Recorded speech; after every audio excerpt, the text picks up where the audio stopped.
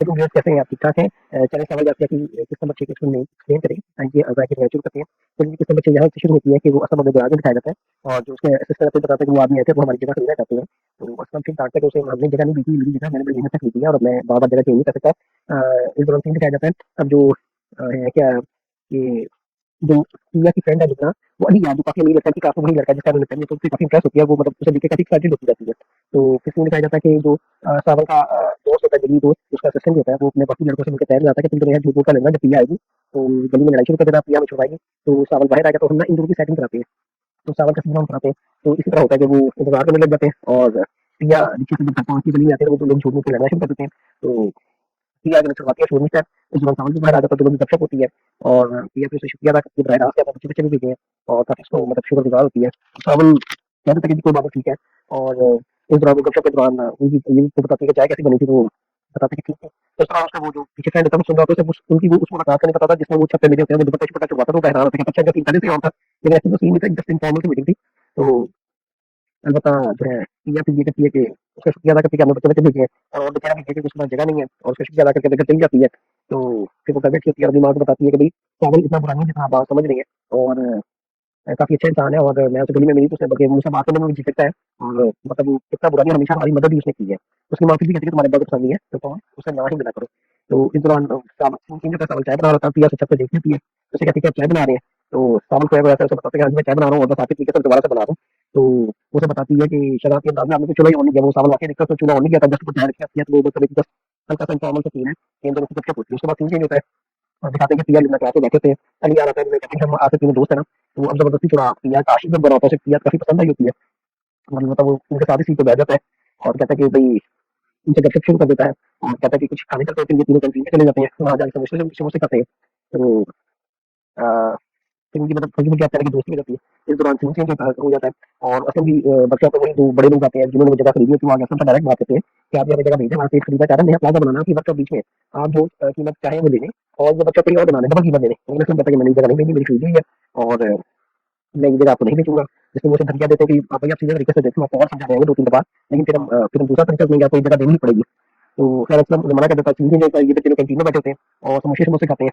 तो मुझे अमेरिका वाला लड़का मतलब अली यार काफ़ी वो अमीर होता है, वो भी मतलब समोसे-समोसे उनके साथ खाता पूरा बिल मिल जाता है और वो मतलब उनसे दोस्ती कर लेता है। तो इस दौरान सीन चेंज होता है और प्रिया जो है खड़ी होती है बस स्टॉप पे, अली आ रहा था तो वो मतलब कहता है कि मैं आपको घर छोड़ दूँ, तो वो प्रिया थोड़ा मतलब मना कर देती है क्योंकि वो उसके बाद एक तो कंज़र्वेटिव तरह के तरह बाकी वो मोहल्ले में रहती है तो वो उसको इस तरह के लोग कैसे होती है, तो वो थोड़ा-सा अली असम ये अली यहाँ से फासला बनाती है, तो ज़्यादा आसान रहती है। तो जो कि अली यहाँ थोड़ा उसका एक्सक्लूसिव होना चाहता है लेकिन वो फिर भी थोड़ा-सा फासला बना के रखती है। तो फिर वो बस में चली जाती है, फिर उसके बाद सीन चेंज होता है तो वो प्रिया जो है सावन के वो जो साथ वाला घर है, जो एक्चुअली एक कहने के क्लब टाइप बनाया होता है, जहाँ कैरम बोर्ड वगैरह खेलते हैं। तो वहाँ काफ़ी लड़कियाँ पीछे जाती हैं, तो वो एकदम काफ़ी टेंशन में क्या होता है और लड़के सिगरेट पी रहे होते हैं, तो वो एकदम बाहर आ जाते हैं, फिर वो जाता है, उससे पूछता है कि आप तो बैंक कहती मैं वैसे अपनी मिठाई लेकर आई थी कि आपने मेरे पास बच्चे भेजे थे, उनकी मुझे वो पहली फीस आई, तो इस वजह से फिर मैं अपनी मिठाई लेकर आई हूँ। तो सावन काफ़ी खुश होता है, काफ़ी इम्प्रेस होता है और सावन भी उसका दीवाना होने लग जाता है इस तरह का और वो उसे कहती है कि आप अपनी जगह को साफ करें या दोस्त की तरह बहुत ज़्यादा धुएँ और ये जगह की सफाई भी करें और ये मतलब ये धुएँ से भी जान छुड़ाएँ।